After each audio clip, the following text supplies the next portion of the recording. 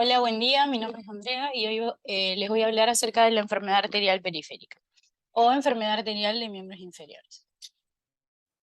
Aproximadamente existen 202 millones de personas en el mundo padeciendo esta enfermedad. La sufren entre el 1 y el 4,5% de las personas mayores de 40 años y entre el 15 y el 35% de los mayores de 65 años. Y también el 27% de los diabéticos. Es más frecuente en varones y también en los pacientes de raza negra, y podemos decir que es una enfermedad con consecuencias muy invalidantes y que por sobre todas las causas puede ser prevenible. Existen diferentes asociaciones entre la enfermedad arterial de miembros inferiores y otras patologías, como la enfermedad coronaria. Por ejemplo, en el estudio Ypsilon se hizo una evaluación en atención primaria en salud, donde se le hizo a los pacientes, se les midió el índice tobillo-brazo y se detectó que de 1.340 pacientes que presentaban enfermedad coronaria, al hacer el índice tobillo-brazo, el 26,6% tenían enfermedad arterial de miembros inferiores. También en el registro Grace se evaluó que la mortalidad hospitalaria en los pacientes con síndrome coronario agudo fue mayor en los pacientes que tenían enfermedad arterial de miembros inferiores. Por otro lado, en la enfermedad arterial de miembros inferiores asociada a la enfermedad coronaria y la enfermedad cerebrovascular, se hizo otro estudio, que fue el estudio Hertzer, donde se evaluó 1.000 pacientes a los que se le iba a hacer cirugía vascular periférica, y se encontró que solamente el 8% de esos pacientes tenían coronarias normales, en contraposición del 60% de los pacientes que tenían por lo menos una arteria en 60%, severa. La principal causa de muerte tardía en los pacientes con enfermedad arterial de miembros inferiores es la cardiopatía isquémica, que está presente hasta en un 50% de las muertes de esto. Pero en sí, ¿qué es la enfermedad arterial de los miembros inferiores?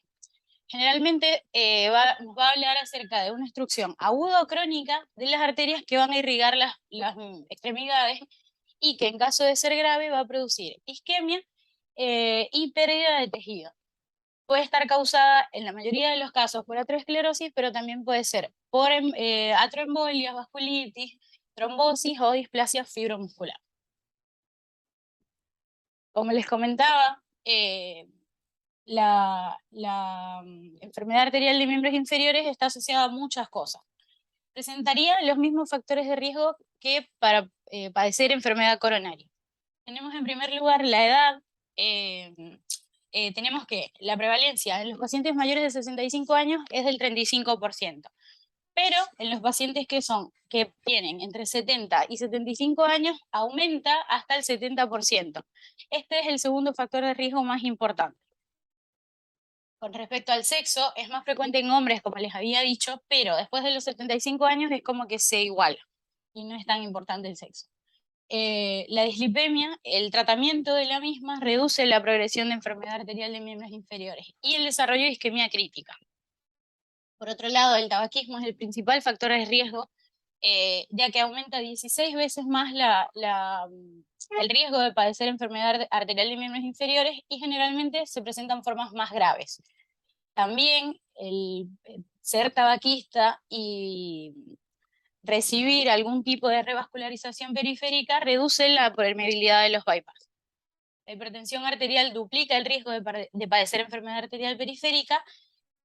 Por otro lado, también los pacientes diabéticos tienen entre un 5 y un 10 veces mayor riesgo de amputación. Y se dice también que por cada 1% que aumente la hemoglobina glicosilada, aumenta el riesgo de padecer enfermedad arterial de miembros inferiores en un 25%. Y pueden haber otros factores como la hiperhomocisteinemia o la inflamación. La etiología de la enfermedad arterial de miembros inferiores, la principal es la aterosclerosis en un 90% de los casos, pero se puede presentar también por aneurismas trombosados, lesiones traumáticas, atroembolias, tromboembolias, vasculitis, lesiones por radiación o compresiones tumorales. ¿Cuál sería la fisiopatología de esta entidad? En las arterias sanas el flujo va a ser laminar, como podemos ver en la imagen, así, lineal. La función del endotelio está conservada y el flujo sanguíneo y el aporte de oxígeno se van a ajustar de acuerdo a la necesidad del paciente o la demanda metabólica del músculo durante el reposo y durante el ejercicio. Este metabolismo en ese caso es eficiente y va a tener un estrés oxidativo bajo. Pero en los pacientes que tienen enfermedad arterial periférica, la estenosis de alguna arteria va a generar la alteración del flujo y se va a perder la energía cinética del mismo. Y esto va a provocar una reducción de la presión a lo largo de la estenosis. Esto lleva a que la demanda del músculo en ejercicio supere el aporte y se produzcan metabolitos locales como adenosina, óxido nítrico y otros iones como el potasio o el hidrógeno que van a intentar vasodilatar la arteria. Pero la aterosclerosis ha alterado tanto la funcionalidad del vaso y la capacidad su capacidad vasomotora que no logra vasodilatar. Así, aunque estén presentes estos metabolitos. Así que se genera una caída de la presión de perfusión. Y esto va a generar una respuesta limitada del flujo sanguíneo durante el ejercicio, que va a producir que haya un desequilibrio entre el aporte y la demanda de oxígeno. Esta oxigenación deficiente lleva a que se generen radicales libres y aumente el estrés oxidativo, y al mismo tiempo lleve a que no se produzca suficiente ATP y se altere la función del endotelio. El cuerpo intentando compensar a forma de vasos colaterales, pero estos tienen una resistencia elevada y compensan parcialmente. Y ahí tenemos los síntomas. ¿Cuál sería la clínica? La mayoría de los pacientes son asintomáticos. Solo 1 de cada 10 pacientes presenta síntomas. Los que presentan síntomas se puede presentar como claudicación intermitente. Claudicación viene del latín claudicar, que significa cojear. El paciente va a presentar dolor, sensación de cansancio, pesadez en la región muscular que esté afectada. Y estos síntomas generalmente aparecen cuando el paciente está caminando y desaparecen con el reposo. Generalmente la localización del dolor se va a relacionar con el sitio donde esté la obstrucción. En esta tabla podemos ver distribuido por lesión cuál va a ser la sintomatología. Por ejemplo, en la región aortoilíaca, el paciente puede presentar claudicación glúteo-muslo-gemelar y también impotencia en el varón si la afectación es bilateral, que lo podemos conocer como el síndrome de Lerich. Por otro lado, en la zona femoropoplitea, el paciente va a presentar claudicación gemelar con o sin afectación plantar. Y en la zona infrapoplitea, sí, claudicación plantar. Tenemos que hacer diagnósticos diferenciales del dolor de pierna del paciente que lo presente durante el ejercicio. Los que ya le había nombrado, la aterosclerosis, la trombosis, embolias, vasculitis, coartación de aorta, displasia fibromuscular o compresión extravascular por alguna causa. Pero tenemos también causas que no son vasculares, me parece que la primera más frecuente que habría que descartar es la radiculopatía lumbosacra o hernia, como por ejemplo la hernia de disco, artritis, insuficiencia venosa o miositis. ¿Cuáles serían los estadios clínicos de la claudicación intermitente? Tenemos en esta diapositiva 2 clasificaciones, donde la de la izquierda es la clasificación de Rutherford, donde la clasifica en 6 categorías. Del 0 al 6, el 0 es el paciente asintomático, el 1, 2 y 3 los agrupa como grado 1, y aquí el paciente va a presentar claudicación leve, moderada o grave. En el grado 2 incluye la categoría 4 y 5, donde el 4 sería el dolor isquémico en reposo, y el 5 cuando ya el paciente presenta pérdida tisular, pero es pequeña o focalizada. Y el grado 3 o categoría 6, donde ya hay una pérdida tisular mayor, que generalmente es un pie que no va a ser rescatable. En la tabla de lado tenemos la clasificación de Fontaine, que es la que más usamos, donde podemos clasificar al paciente en 4 estadios. Siendo el primer estadio el paciente asintomático, el estadio 2 clasificado en 2A y 2B, el 2A cuando el paciente presenta claudicación caminando más de 200 metros, y el 2B donde presenta claudicación en menos de 200 metros. El estadio 3 cuando presenta dolor en reposo o nocturno, y en el estadio 4 cuando ya el paciente presenta necrosis o gangrena. ¿Cómo vamos a realizar el diagnóstico?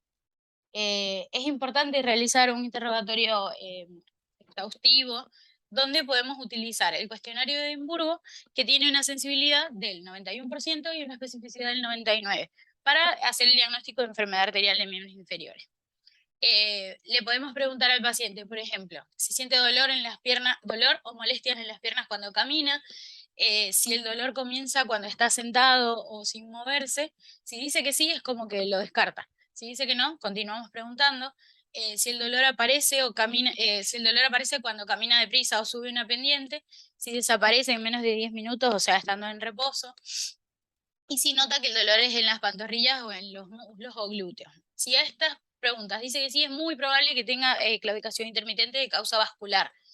Si no, se busca otra cosa. Con respecto al examen físico, tenemos que valorar los pulsos, sobre todo si están presentes y si son simétricos. Eh, Sabemos que la ausencia del pulso tibial es como un factor discriminador aislado de isquemia crónica, porque muy raramente está ausente en los pacientes sanos. Tenemos que evaluar también si presenta soplo y medir la presión arterial en los 4 miembros. La simetría de estos valores en los miembros superiores o inferiores o en ambas regiones nos permite sospechar enfermedad arterial periférica.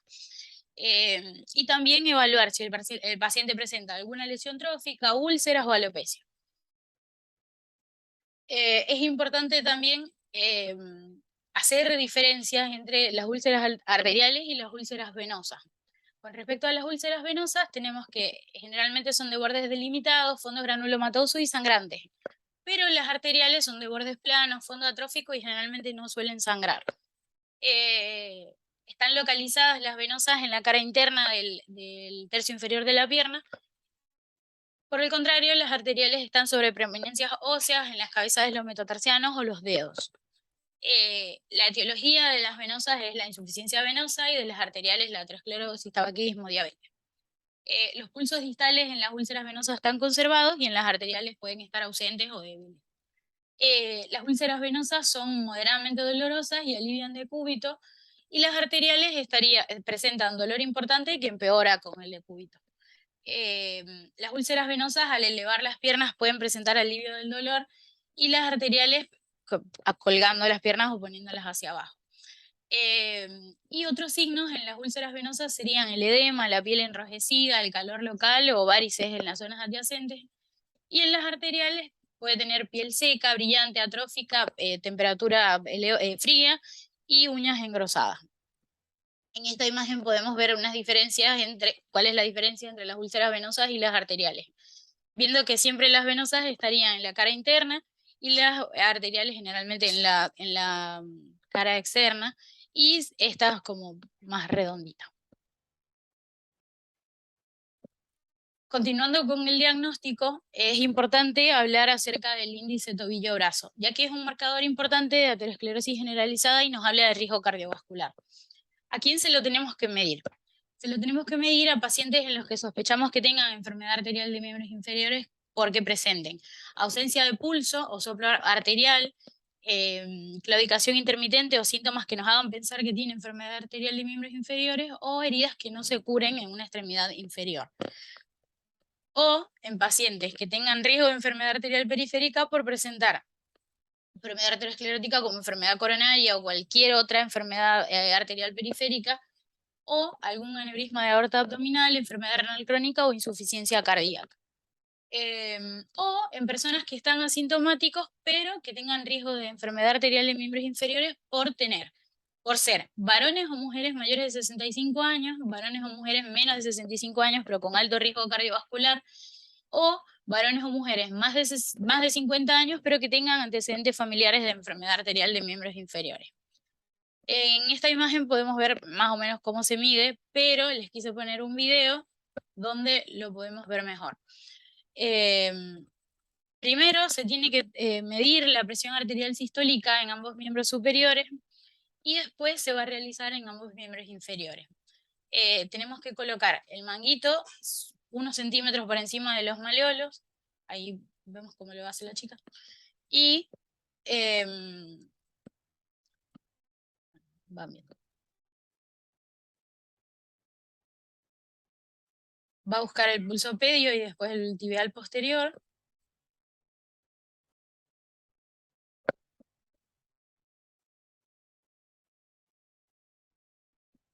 Aplica gel porque tiene que usar una sonda de Doppler, donde va a medir el pulso. Y se tiene que colocar el transductor en sentido contrario al flujo sanguíneo. Hay que ver dónde se escuche mejor el sonido y se va a empezar a inflar el manguito.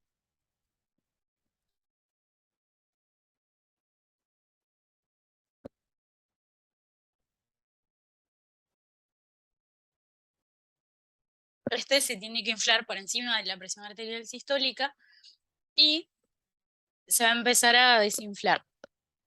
La presión que vamos a notar es cuando vuelva a sonar otra vez la sonda del Doppler.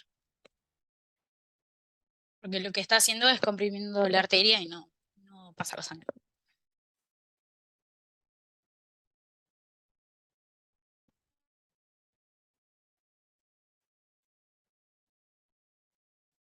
Después de esto vamos a obtener 4 medidas, las de los miembros superiores y la de los miembros inferiores. Y lo que vamos a hacer es elegir la mayor de la parte superior y la mayor de la parte inferior.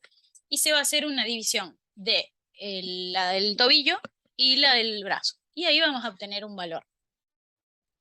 Que este valor sería que si nos da menos de 0,9, se va a asociar con un aumento de 2 a 3 veces el riesgo de muerte por todas las causas y por causa cardiovascular. Este valor nos hablaría de enfermedad arterial de miembros inferiores. Por el contrario, si el índice tobillo-brazo, nos da más de 1,4, indica que la arteria está muy rígida y no es muy compresible. También nos habla igual de que tiene calcificación de las arterias y que igual tiene alto riesgo cardiovascular y riesgo de muerte. El índice tobillo-brazo, según la SAC, estaría indicado como prueba no invasiva de primera línea para detectar la enfermedad arterial periférica.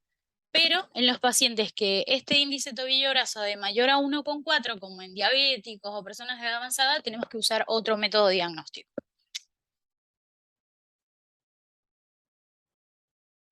Otro método diagnóstico como la ecografía Doppler, que generalmente suele ser la principal prueba que se hace. Nunca se mide el índice tobillo-brazo, aunque es algo que está disponible.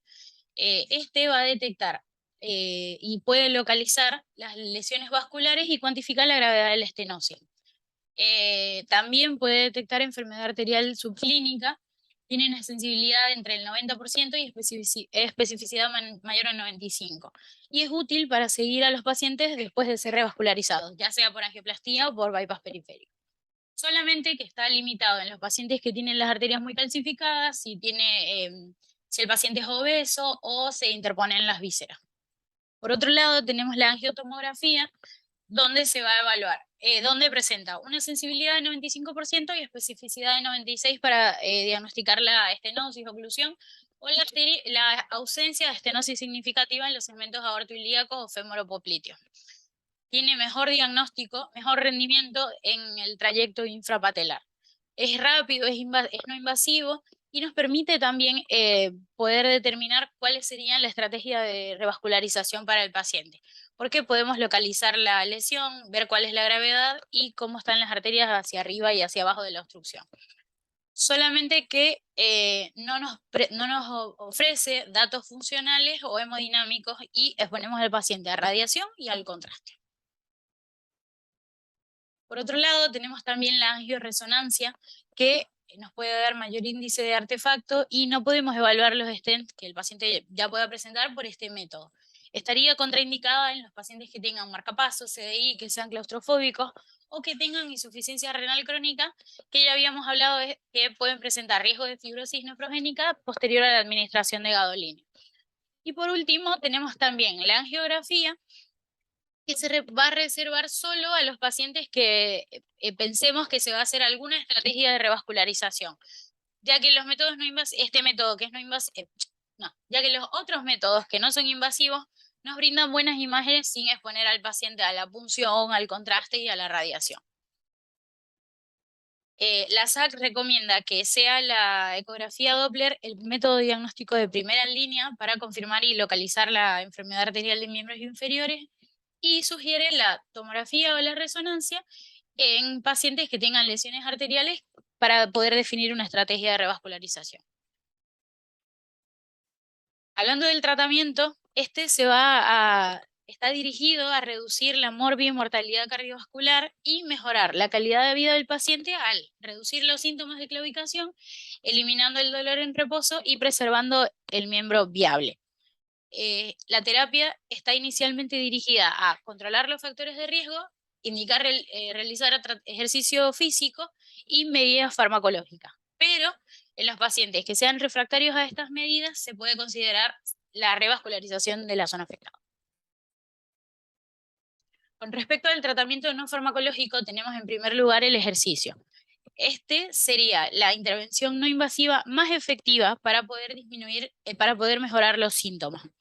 Este está dirigido, como les decía, a mejorar los síntomas, a aumentar la velocidad y la distancia de la duración de la caminata. Se basa generalmente en un programa de rehabilitación con 3 sesiones por semana que duran mínimo 3 meses y cada sesión puede durar inicialmente 30 minutos hasta llegar a los 60 minutos. Todo esto supervisado. Los incrementos en el rendimiento físico y el control de los factores de riesgo cardiovascular mejoran la sobrevida de los pacientes. Y podemos explicar los mecanismos por los que este ejercicio puede mejorar la claudicación porque mejora la vasodilatación dependiente del endotelio, estimula la expresión de factores angiogénicos en el tejido hipóxico formando vasos colaterales y potenciar el rendimiento biomecánico. Tenemos también, y que es importante, realizar el abandono del hábito tabáquico. Esto reduciría el riesgo de desarrollar enfermedad arterial de miembros inferiores sintomática y reduce también la progresión a isquemia crítica y amputación. Fumar antes de la revascularización se encontró que está asociado a que falle precozmente el injerto y el cese del hábito tabáquico reduce este riesgo. Por otro lado, es importante también realizar control de la diabetes, realizando control y cuidado diario de los pies, indicación clase 1B, y manteniendo una hemoglobina glicosilada menor a 7%, como clase 2A. También es importante realizar control de la presión arterial y hay que indicar medicación antihipertensiva para tener valores menores a 140/90 en pacientes no diabéticos y menor a 130/80 en pacientes diabéticos como indicación clase 1A. Con respecto al tratamiento farmacológico, tenemos en primer lugar el cilostazol. Este sería un inhibidor de la fosfodiesterasa 3, provocando efectos vasodilatadores y como antiagregante plaquetario. Este va a aumentar la caminata, la distancia máxima caminada con respecto al placebo en un 25%. Se dice que aumenta esta distancia entre 42 y 70 metros. Así como también se evidenció que mejora la calidad de vida. Los beneficios con esta droga se demostraron en dosis de 100 miligramos cada 12 horas, pero se debe evitar en los pacientes con insuficiencia cardíaca. El cilostazol es el fármaco de elección como tratamiento de la claudicación intermitente como indicación clase 1A. Por otro lado, tenemos la pentoxifilina, que es un derivado de la metilsantina y también inhibe la fosfodiesterasa 3 y disminuye la viscosidad de la sangre. Este es menos eficaz que el cilostazol y no está indicado como primera línea. Solo se puede considerar su uso si el paciente por alguna razón no puede recibir cilostazol, como clase 2B. Por otro lado, tenemos la antiagregación plaquetaria y la anticoagulación oral. Los antiagregantes reducen en un 40% el riesgo de la oclusión arterial en los pacientes con diferentes patologías vasculares. El uso de aspirina y otros antiagregantes en pacientes con claudicación intermitente reducen el riesgo de eventos cardiovasculares. Y con respecto al clopidogrel, en el estudio Carisma se evidenció que hubo un aumento del riesgo hemorrágico en los pacientes que lo recibían. Las recomendaciones de la SAC tenemos que en todos los pacientes con enfermedad arterial periférica tienen que recibir aspirina en dosis de 75 a 325 miligramos, como indicación 1B. Tenemos que usar clopidogrel en pacientes que no estén revascularizados, pero que tengan por alguna razón contraindicación a la aspirina, como indicación clase 2AC, y no está indicada la anticoagulación en estos pacientes. Por otro lado, Las estatinas son beneficiosas tanto en la prevención de la progresión como en la reducción de la morbimortalidad cerebrovascular y coronaria. Se hizo un estudio, un metaanálisis, que evidenció que estas drogas aumentaban la distancia caminada a 163 metros en los pacientes que las recibían. Todos los pacientes con enfermedad arterial periférica deberían recibir tratamientos con estatinas en caso de no tener ninguna contraindicación, independientemente del valor de colesterol que presenten. Por otro lado, tenemos los IECA y los betabloqueantes, que se encontró que ninguno mejora la distancia caminada. Se hizo un estudio multicéntrico donde evidenció que la reducción de la mortalidad en los pacientes, donde hubo reducción de la mortalidad en los pacientes medicados con IECA y betabloqueantes. Y se evaluó un metaanálisis donde vieron 11 estudios aleatorizados que demostraron que los betabloqueantes no empeoraban los síntomas de pacientes con claudicación intermitente leve a moderada. Y por otro lado, es importante que la claudicación intermitente no es una contraindicación para recibir betabloqueantes si el paciente lo necesite por otra causa, como por ejemplo la cardiopatía isquémica, como recomendación 1A. Tenemos en esta tabla un resumen de lo que les acabo de hablar, donde podemos ver que el cilostazol, como les había dicho, es el fármaco de primera elección, que la claudicación intermitente no es una contraindicación para recibir betabloqueantes si los necesita por otra causa, que hay que controlar la presión arterial entre 140-90, entre 140-90 en no diabéticos y 130-80 en diabéticos, priorizando ECA y ECA o ARA2. Que todos los pacientes con enfermedad arterial periférica deberían recibir tratamientos con estatinas, independientemente del valor de colesterol, si no lo tienen contraindicado, que deben recibir aspirina entre 75 a 325 miligramos, y que podemos usar clopidogrel en los no revascularizados si tiene contraindicada la aspirina, y que no está indicada la anticoagulación en estos pacientes. Por otro lado, tenemos el tratamiento invasivo. Aparte de la presencia de las comorbilidades del paciente, de la experiencia del centro y la preferencia que tenga el paciente, tenemos que evaluar la anatomía de la lesión. Esto es muy importante para poder determinar qué estrategia de revascularización se va a hacer. Existe esta tabla que se llama clasificación TASC 2, donde donde nos permite evaluar las lesiones dependiendo a su anatomía, siendo las de tipo A las más recomendadas para tratamiento endovascular y las tipo D para tratamiento quirúrgico. Por ejemplo, en las tipo A del segmento aortoilíaco tenemos estenosis unilateral o bilateral de la arteria interna, arteria ilíaca común, o estenosis unilateral o bilateral mayor a 3 centímetros de la arteria ilíaca externa. Por otro lado, en las lesiones femoropopliteas tenemos que tipo A sería, por ejemplo, una estenosis única menor a 10 centímetros o una lesión única menor a 5 centímetros de longitud. En el grupo D del segmento aortoilíaco tenemos, por ejemplo, una oclusión de la aorta infrarrenal, enfermedad difusa de la aorta infrarrenal o ambas ilíacas, oclusión bilateral de la arteria ilíaca externa, o estenosis ilíaca en pacientes que tengan un aneurisma de aorta abdominal que requieran tratamiento quirúrgico convencional. Y en el segmento femoropopliteo, oclusiones de la arteria femoral superficial o femoral común mayor a 20 centímetros que incluyan la poplitea. O, por ejemplo, también una oclusión crónica de la poplitea que incluya trifurcación de vasos distales.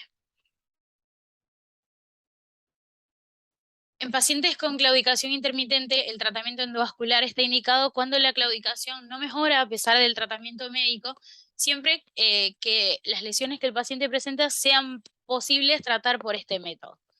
Está recomendado en las lesiones de la arteria ilíaca común, pero a medida que vamos descendiendo está menos recomendado.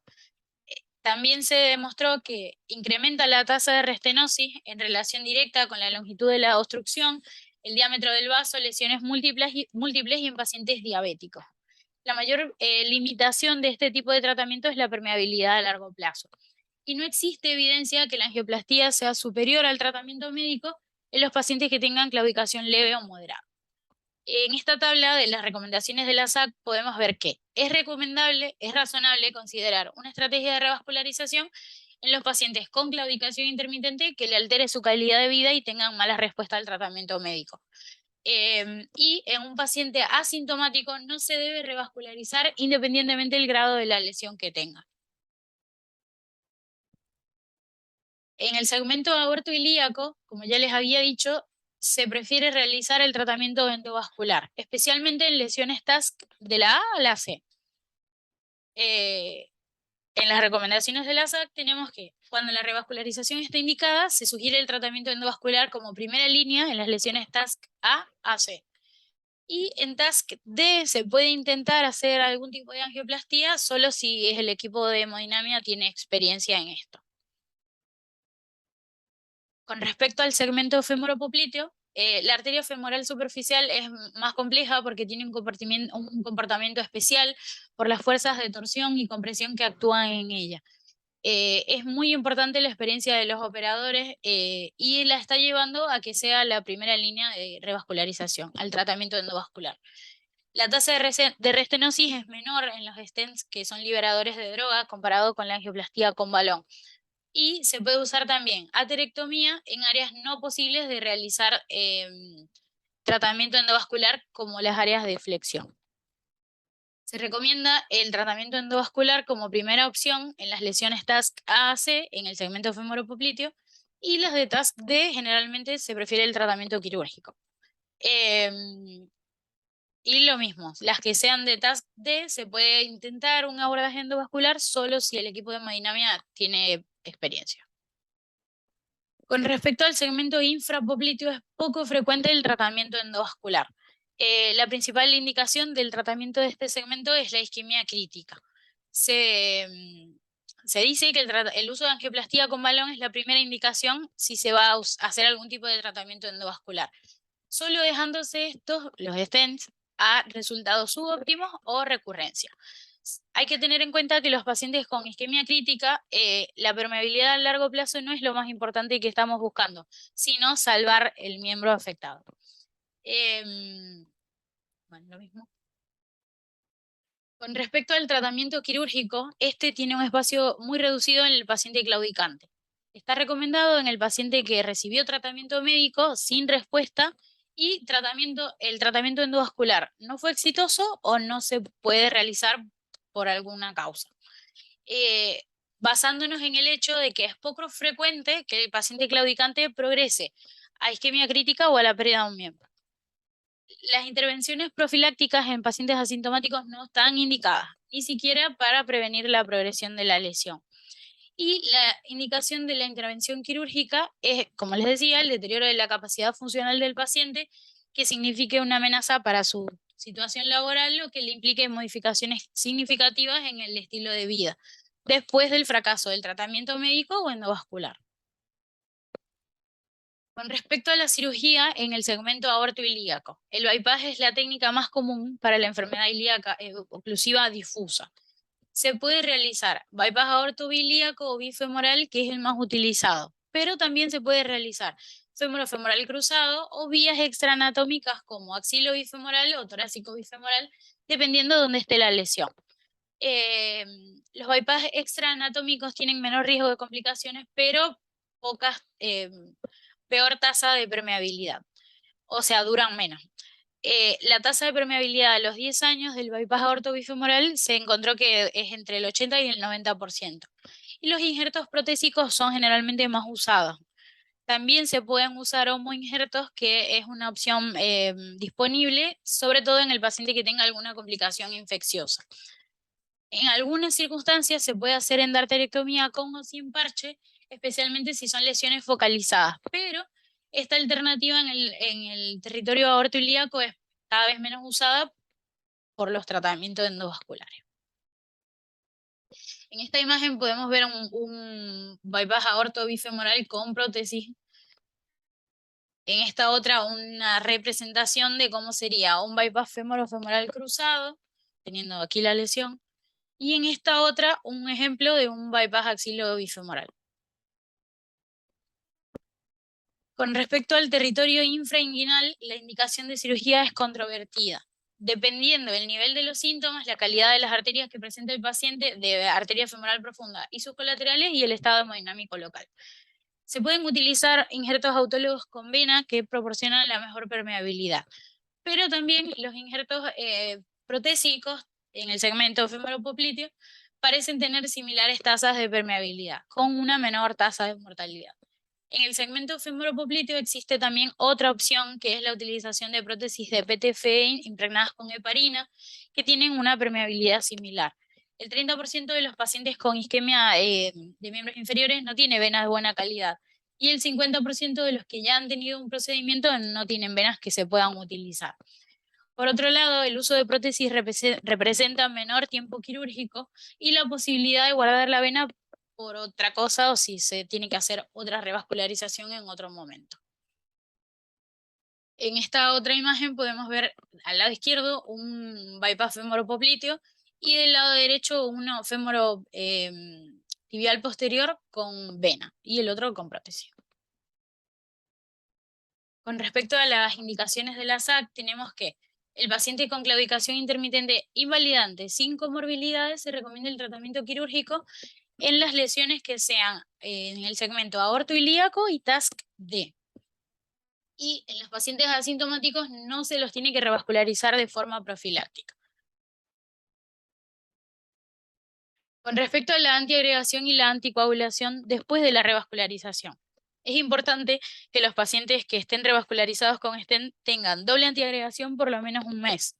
Y se puede indicar también doble antiagregación en los que recibieron revascularización infrapoplítea con prótesis. Por otro lado, la anticoagulación se hicieron varios estudios, como por ejemplo el estudio BOA, que es un estudio holandés donde se estudiaron 2.690 pacientes en los que se hizo bypass de miembros inferiores, en los que se aleatorizó warfarina versus aspirina.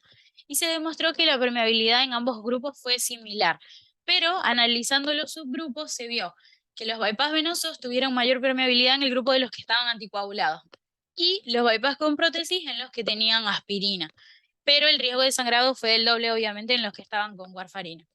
Otro estudio estudió 56 pacientes con bypass de alto riesgo por tener flujo pobre o venas malas y se asignaron aspirina o aspirina y warfarina. Lo siguieron por 3 años y vieron que tenían mayor permeabilidad, hubo mejor salvataje del miembro y sangrado en el grupo que tenían aspirina y warfarina.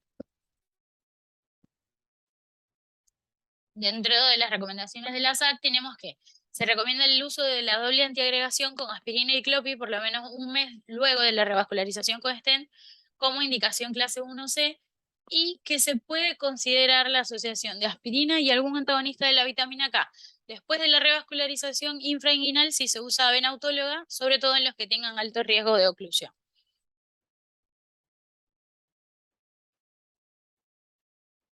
La isquemia crítica de los miembros inferiores sería la complicación clínica más grave de todo este grupo sintomático. Esta se va a describir como la presencia de dolor isquémico en reposo nocturno y lesiones isquémicas o gangrena.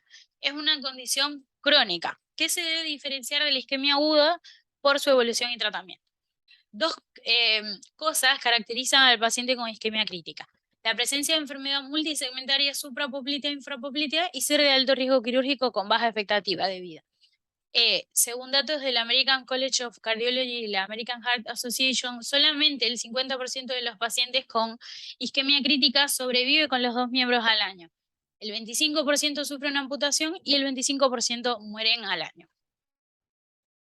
Tenemos en esta imagen un paciente con isquemia crítica.